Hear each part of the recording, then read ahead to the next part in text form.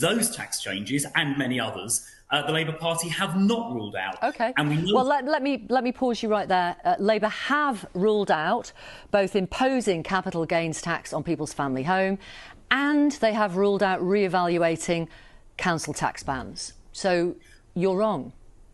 Well, when Rachel Reeves was asked about that a couple of weeks ago, she did not expressly rule it out. In fact, what she said to the studio in an interview was she said, "I'm not going to write 5 years' worth of budgets before we've even had an election." So she's quite clearly leaving herself the option to raise these taxes, quite clearly. The leader is Sir Keir Starmer. He told The Telegraph and the BBC, when asked if he would explicitly rule out capital gains tax, he said, absolutely. It was never a policy, so it doesn't need ruling out. So let's rule it out in case anybody pretends that it was.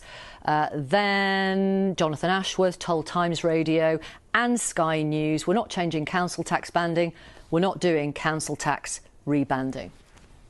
Well, Rachel Reeves is the Shadow Chancellor, and when she was interviewed a couple of weeks ago, she said, as I gave you the quote a second ago, she said she didn't rule it out, and she said, I'm not going to write 5 years worth of budget. So because the leader ruled it out. The leader of Labour ruled it out.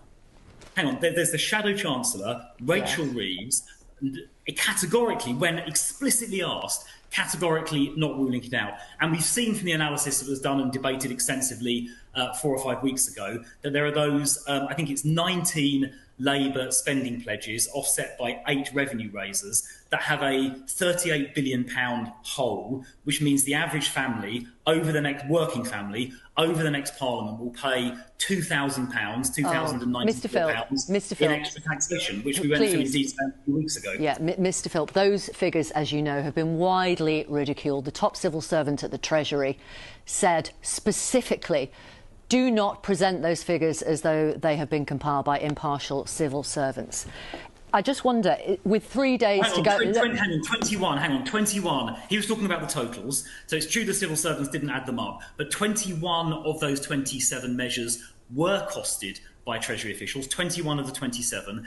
And in addition to that, I think about 3 or 4 more came from government departments. 2 of them came from the Labour Party themselves, and 1 of them came from an investment bank. So that it is extremely well sourced, and it's extremely clearly laid out as a public document. If you Google it, your viewers and your listeners can find it. Sure. And it adds up to a £38 billion black hole over the course of the next Parliament, which is about £2,000 per working household that can only be paid for by tax increases. And that's why it's important to press the Labour Party on which taxes they're going to put up. And when Rachel Reeves, the Shadow Chancellor, declines to rule it out, it's pretty clear why. It's because they've got a black hole. Mr Philp, is this how desperate you are now? You're literally making things up.